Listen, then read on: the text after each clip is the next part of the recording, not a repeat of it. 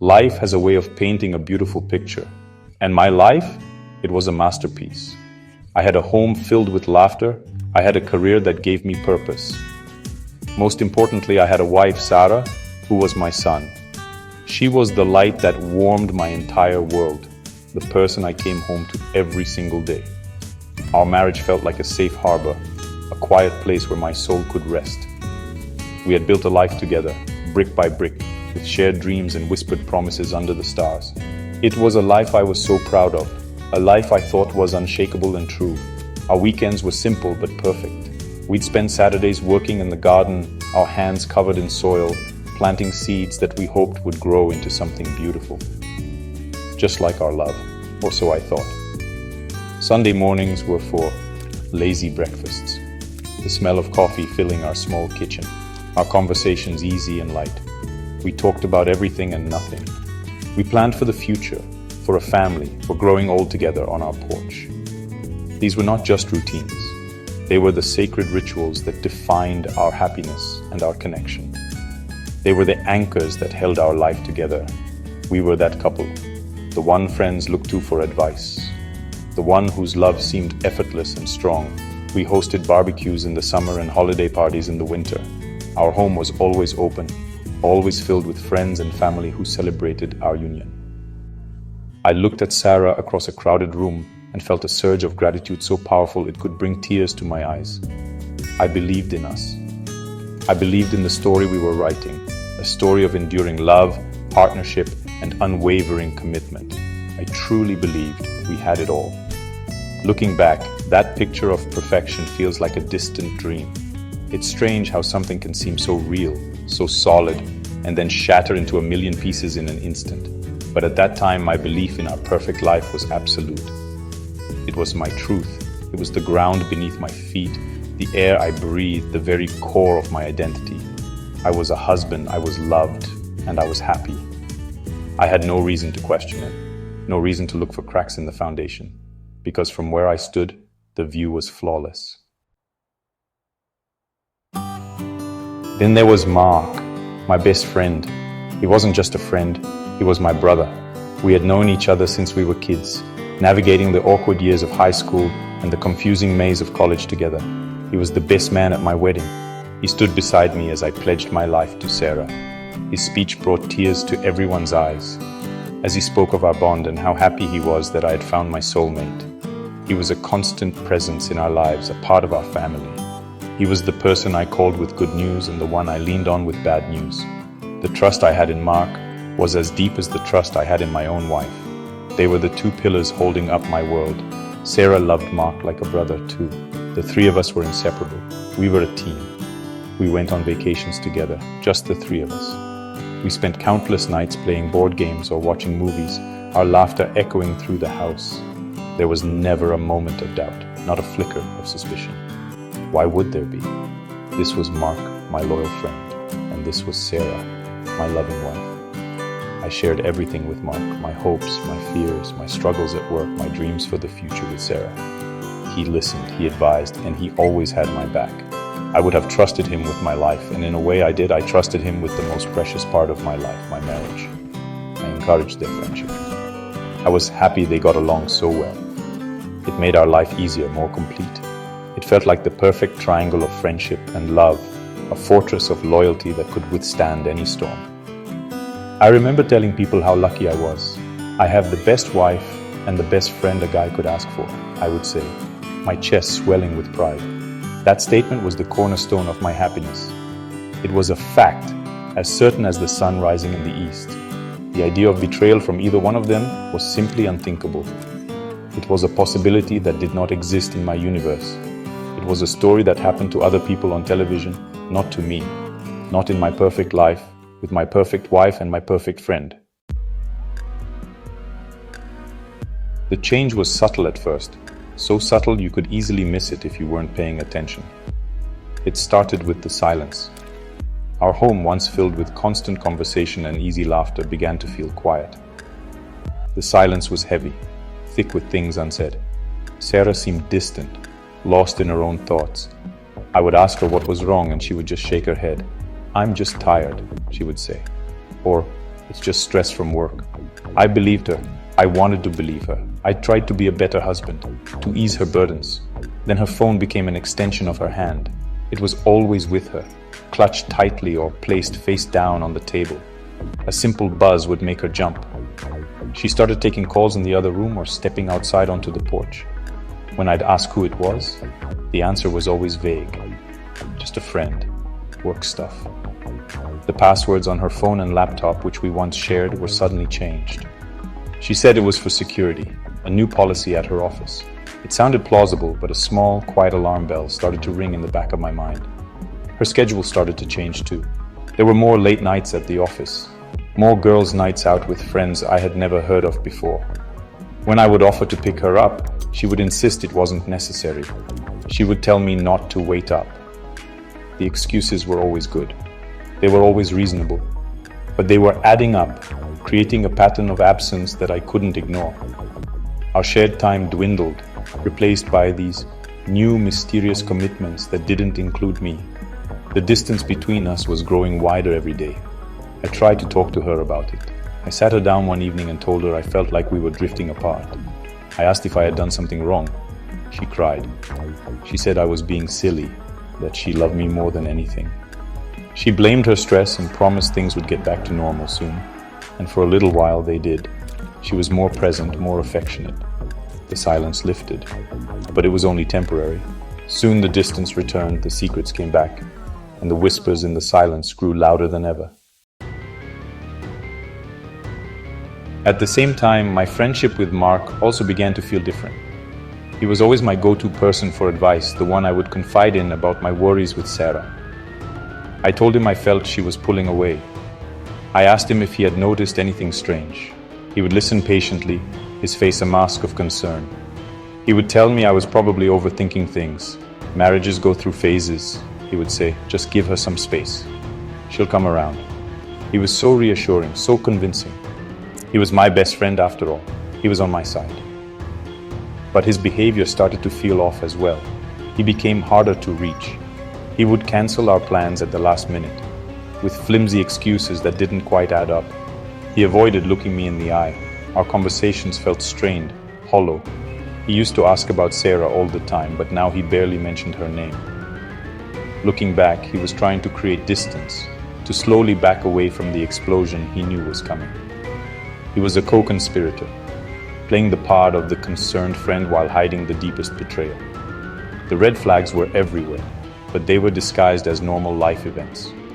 One time, Sarah said she was going on a work retreat for the weekend. The same weekend, Mark told me he was going on a fishing trip by himself to clear his head. It seemed like a coincidence. Why would I think otherwise?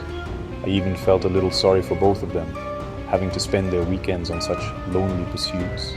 I remember wishing they could have just stayed home so the three of us could have a barbecue like we used to. The innocence of that thought is heartbreaking now. The biggest sign was one I chose to ignore.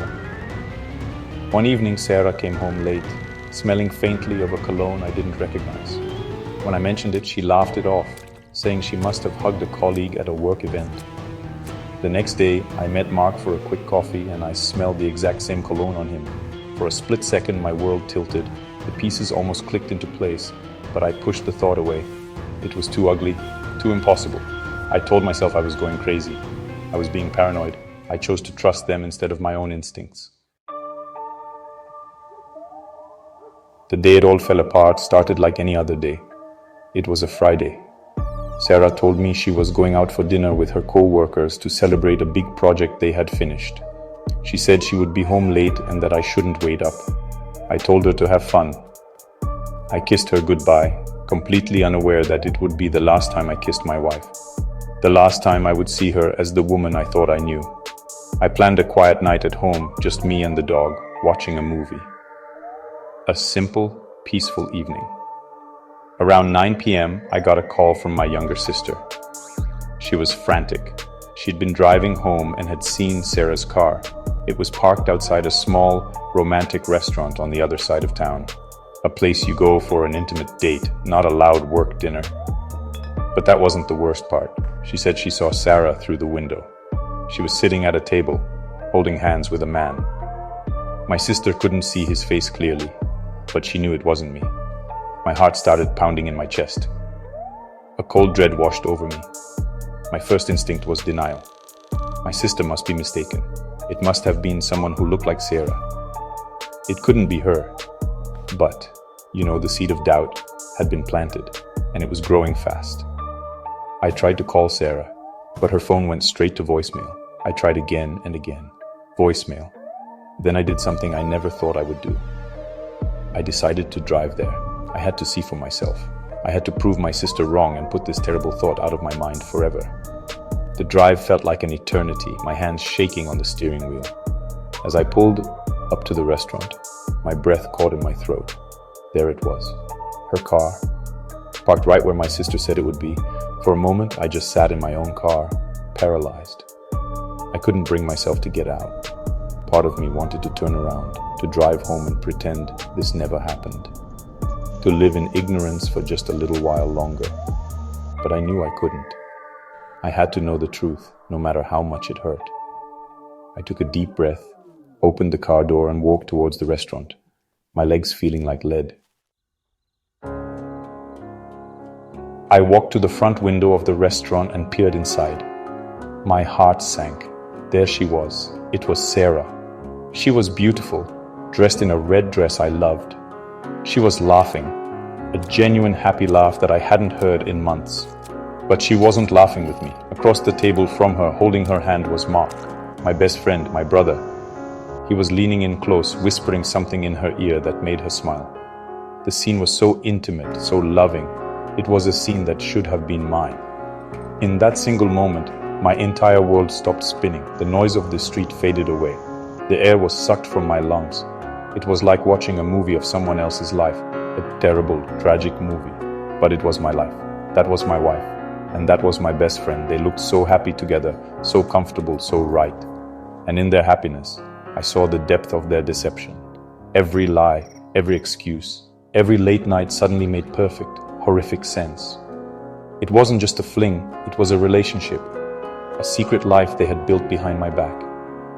I don't know how long I stood there, frozen on the sidewalk, watching them through the glass. It could have been seconds or minutes, it felt like a lifetime.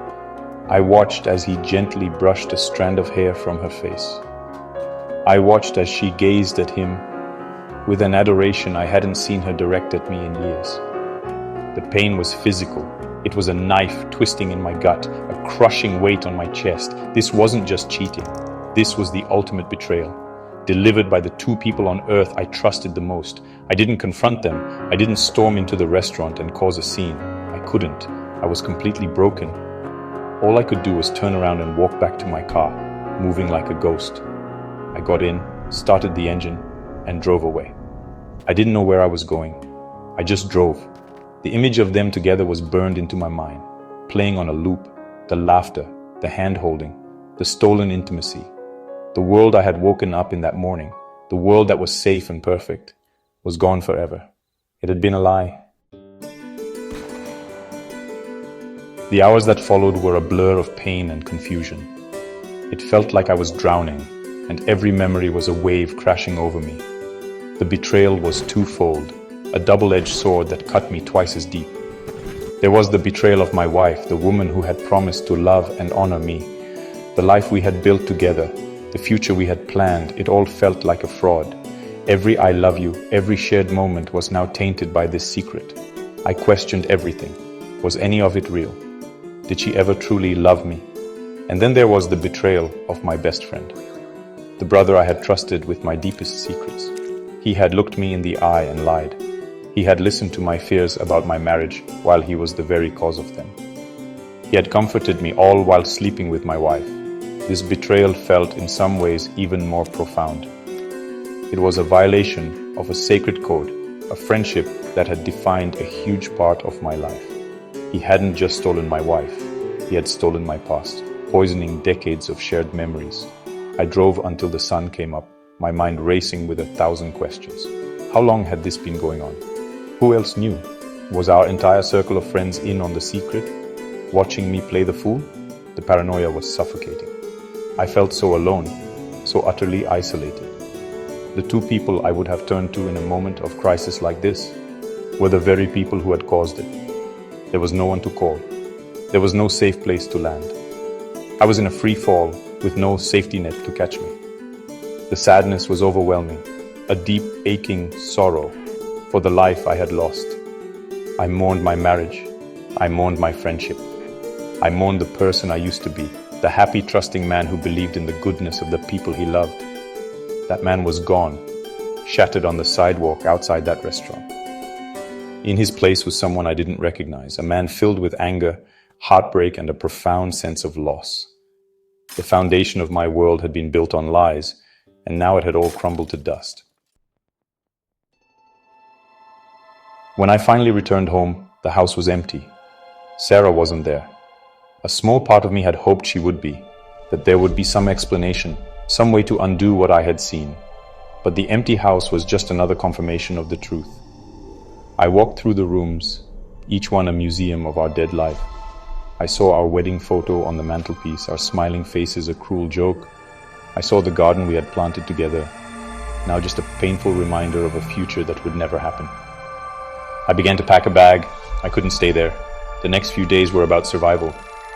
I stayed at a cheap motel, the anonymity a strange comfort. I turned off my phone, unwilling to face the inevitable calls and texts. I needed silence. I needed to think. The first step was accepting the reality of the situation. Denial was a tempting refuge, but it was a prison. I had to face the truth head-on, no matter how ugly. They had betrayed me. My marriage was over. My friendship was over. Saying those words out loud, even to myself, in that sterile motel room, was the first step toward healing. I eventually turned my phone back on. It was flooded with messages. Dozens from Sarah, full of panic and fake concern. "Where are you? I'm so worried." And a few from Mark. "Hey man, is everything okay? Call me." The hypocrisy was staggering. I didn't reply. Instead, I called my sister. I told her everything. Hearing her voice, full of love and support, was the first ray of light in my darkness. She didn't offer easy answers, but she listened. She let me be angry. She let me cry. She reminded me that I was not alone.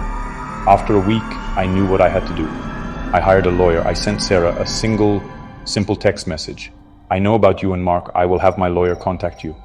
There was no room for discussion, no chance for her to lie her way out of it. It was a clean break. It was a painful, brutal act, like amputating a limb to save your life. But it was necessary. I had to remove the source of the poison. I had to choose myself. I had to start the long, difficult process of walking away from the wreckage and finding a path forward. The journey to healing is not a straight line. It is a winding road with many ups and downs. There were days I was consumed by anger, days I was drowning in sadness. But slowly, very slowly, I began to find my footing. I leaned on my family and the few true friends who rallied around me. I started seeing a therapist, which was one of the best decisions I ever made. Talking about the betrayal, the pain, and the loss in a safe space allowed me to process it without judgment. It helped me understand that their actions were a reflection of them, not a measure of my worth. I learned that forgiveness is a complicated thing.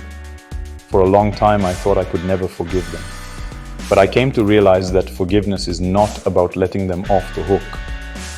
It is about releasing myself from the prison of bitterness and anger. I don't know if I will ever fully forgive them for the pain they caused, but I have chosen to let go of the hate.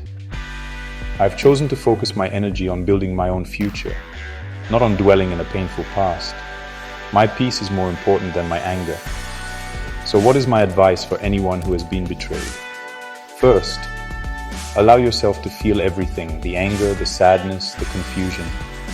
Don't suppress it. Your feelings are valid. Find someone you trust to talk to, a friend, a family member, a therapist. You do not have to go through this alone. Second, prioritize yourself. This is a time for radical self-care. Do what you need to do to feel safe and to begin healing, even if it's difficult. You must become your own hero now. And finally, know this. You will survive. You may not feel like it right now, but this experience does not have to be the end of your story. It can be a new beginning. Betrayal can shatter you, but it can also force you to rebuild yourself into someone stronger, wiser, and more compassionate. You will learn who your true friends are. You will learn the incredible depth of your own resilience. The storm will pass, and when it does, you will see the sun again. And you will be ready to step into the light, ready to write the next beautiful chapter of your life.